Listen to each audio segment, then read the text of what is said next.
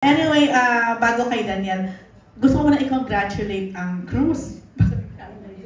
Hindi, ang cruise couple kasi at so very young. Grabe, nakapag-build na kayo ng ganitong empire. So, very inspiring. And so, congratulations po. Ayan. And then, may question naman is for Daniel. Daniel, another congratulations.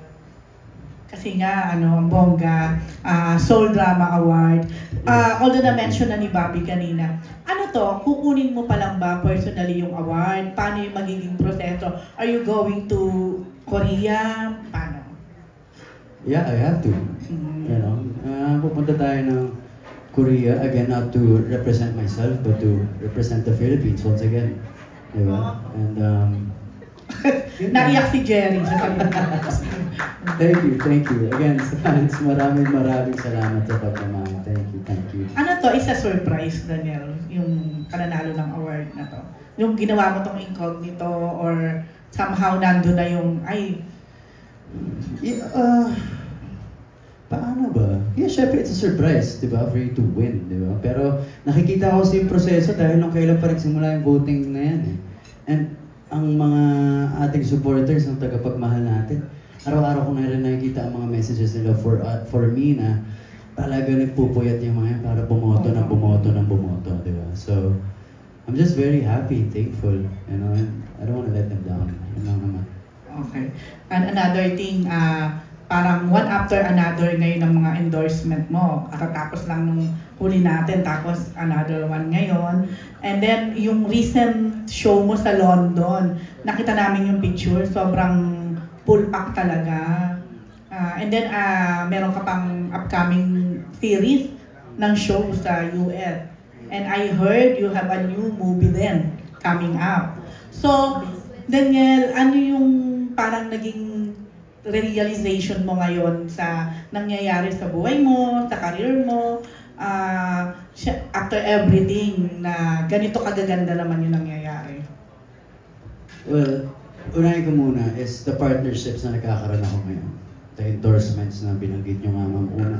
Siyempre Don Macchiatos. And they're connected dun sa mga bossing natin doon. And again, the partnership na dumadating sa akin oh my God, it's a blessing, no? Lahat laging nilalapit ang mga tamang tao para sa akin. Kaya maraming pasalamat sa Panginoon. And again, sa London, yung mga kababayan natin doon na sumuporta ng show.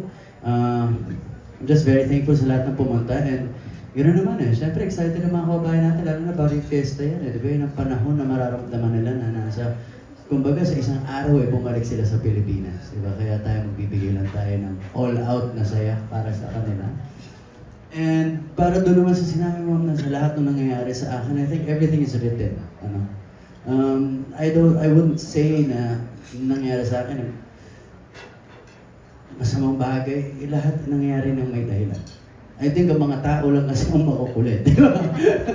Pero lahat yan ay nakasulat, di ba? At everything happens for a reason. I just think huwag lang natin makalimutan na andyan ang Panginoon. Diba? Binabantayan lang tayo all the time. At magbigay lang. You get what you give. Diba? You get what you give. Magbigay ka ng pagmamahal, you will receive love. Yun lang naman yung sa akin. Thank you. Very profoundly said. Grabe naman itong si Daniel. Parang gusto ko na maging Daniel Padilla. How to be you. At siyempre Daniel, hindi pwedeng magtanong itong si Kapamilya kasama siya nasaan ngayon. Saan siya pupunta? Si Jeff Fernando ng Tribune. Hi Daniel, teka, punta ko niya sa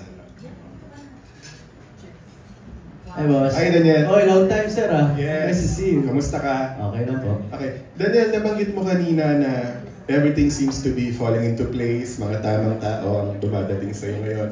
With everything that's happening sa'yo sa career, maganda nangyayari sa negosyo, saan ka na kumukuha ng inspirasyon ngayon? Saan ka humuhugot ng inspirasyon? Inspirasyon, marami akong pangarap, bossing yan, na marami akong pangarap na gusto kong matupad. Siyempre, unang-una sa pamilya ko, number one yun. Diba? Dahil hanggang ngayon kaagapay ko ang pamilya ko. Diba? And again, my inspiration comes from my dreams. Marami ako, and I'm 30 years old, you know, I have to plan my life now.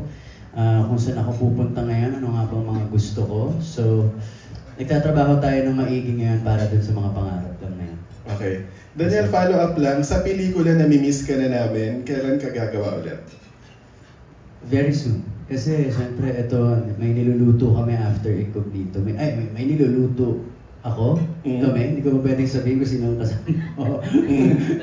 May niluluto. Pero sa pelikula, magkakaroon na ako ng meeting very soon kung anong project nga ba. Ang pinakamagandang gawin for now.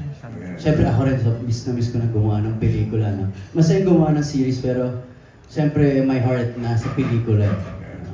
Congratulations. Thank you again. Nice to see you. Okay, one last question tayo, no? From Miss Ana Cerezo. Hello! Patrol po. Hindi ka pa naman Yes. nabaha?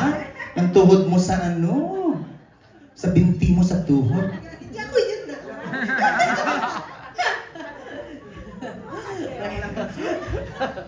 Baka sabihin. Napagkamala na ako eh. Ayan. Hi Daniel, congratulations. And to everyone, sorry na late ako.